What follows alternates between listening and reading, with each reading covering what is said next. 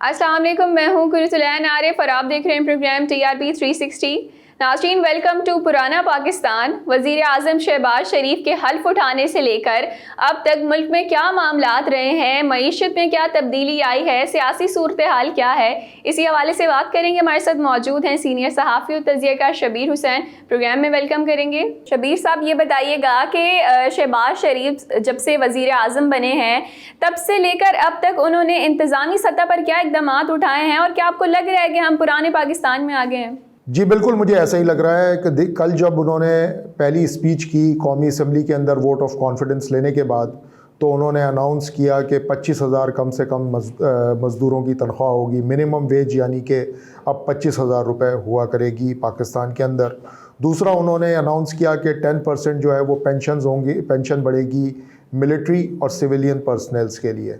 तो ये बिल्कुल वो इक़दामात हैं जो पुराने पाकिस्तान में हमें देखने को मिलते थे।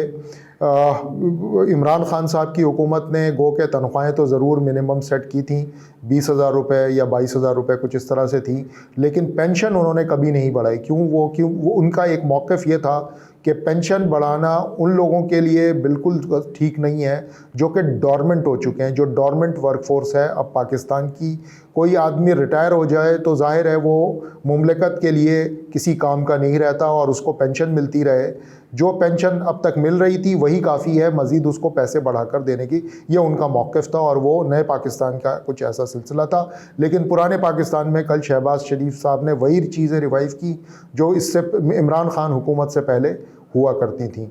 दूसरा, उन्होंने जो पुराने पाकिस्तान की याद दिला दी, वो तौक़ीर शाह साहब को उन्होंने अपना प्रिंसिपल सेक्रेटरी बना दिया। प्रिंसिपल सेक्रेटरी तौक़ीर शाह साहब जो हैं, उनका नाम जो है वो बहुत सारे स्कैंडल से जुड़ा है। Islamabad Rawalpindi ring road scandal हो, उसमें नैब के मुकदमात का वो सामना कर रहे हैं। इसी तरह मशहूर ज़माना मॉडल टाउन के अंदर जो कत्लेआम हुआ था पुलिस के हाथों पाकिस्तान अवामी तहरीक के कारकुनान का, तो उसके अंदर भी उनका नाम आया था क्योंकि वो उस वक्त चीफ़ सेक्रेटरी थे पंजाब के, और कहा यह गया था कि राना सनाउल्लाह ने उनको ऑर्डर किया और उन्होंने उनके ऑर्डर के ऊपर पुलिस ने वो एक्शन लिया था कारकुनान के ख़िलाफ़ पाकिस्तान अवामी तहरीक के।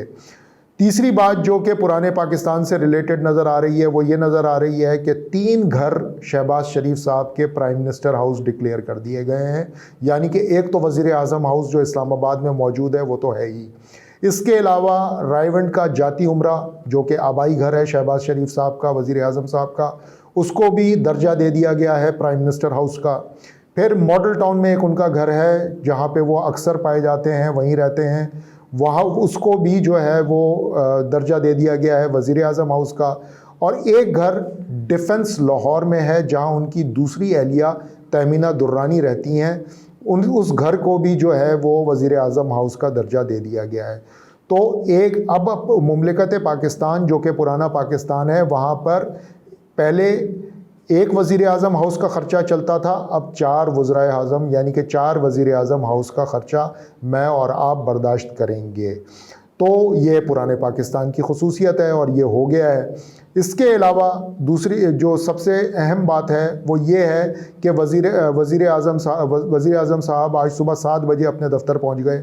रमज़ान के दिन हैं, लोग लेट आते हैं, टाइमिंग ही सरकार की जो है वो 10 बजे से शुरू होती है और वो 3 बजे तक होती है, लेकिन वज़ीर आज़म साहब आज सुबह 7 बजे ही वारिद हो गए वज़ीर आज़म ऑफ़िस के अंदर, और उन्होंने तमाम स्टाफ को कॉल कर लिया और उन्होंने कह दिया कि जी अब हफ़्ते में कोई 2 छुट्टियाँ नहीं हुआ करेंगी, हफ़्ता इतवार छुट्टी नहीं होगी, सिर्फ इतवार की छुट्टी हुआ करेगी, और ऑफिस आवर्स भी 10 बजे के बजाय 8 बजे तक होंगे।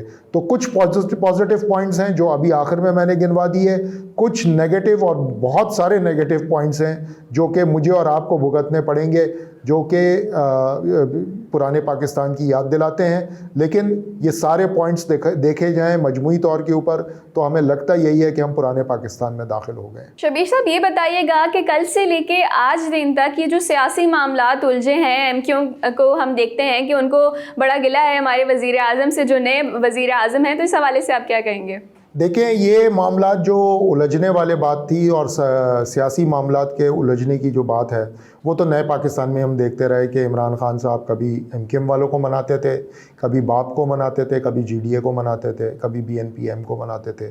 تو یہ سلسلہ تو وہاں بھی چل رہا تھا، تو کم و بیش یہی سلسلہ یہاں بھی چلے گا. جتنی دیر یہ حکومت رہے گی یہ معاملات ایسے ہی چلتے رہیں گے.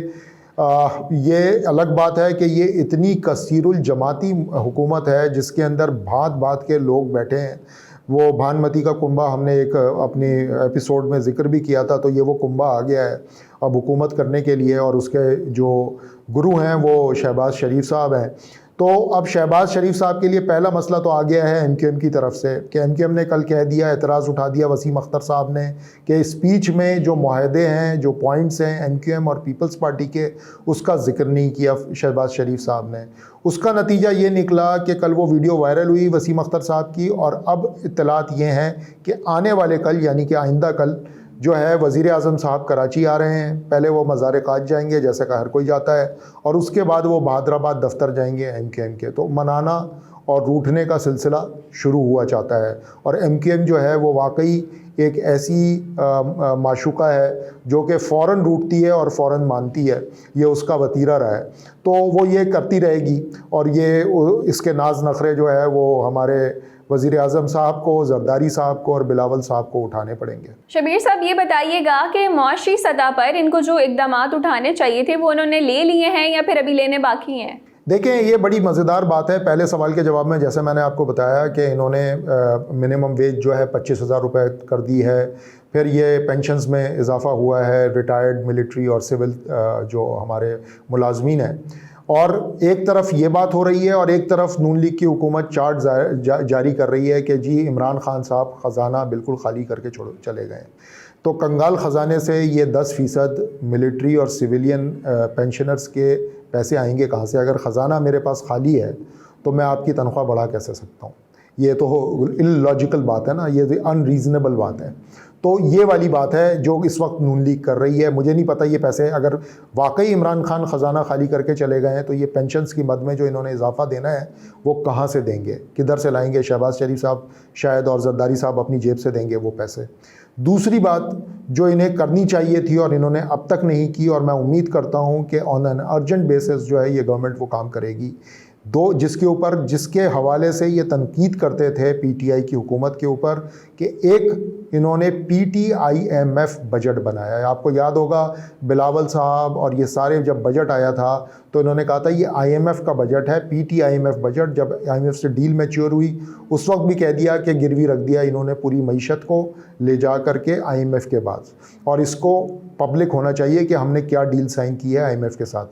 تو پہلا اقدام تو یہ کرنا چاہیے، اب بھی وقت ہے شہباز شریف صاحب وہ ڈیل جو ہے جو تحریک انصاف کی حکومت آئی ایم ایف سے کر کے گئی ہے وہ عوام کے سامنے رکھ دیں. مجھے اور آپ کو پتہ چل جائے کہ معیشت واقعی گروی رکھ دی گئی ہے عمران خان صاحب کی طرف سے یا نہیں رکھی گئی ہے.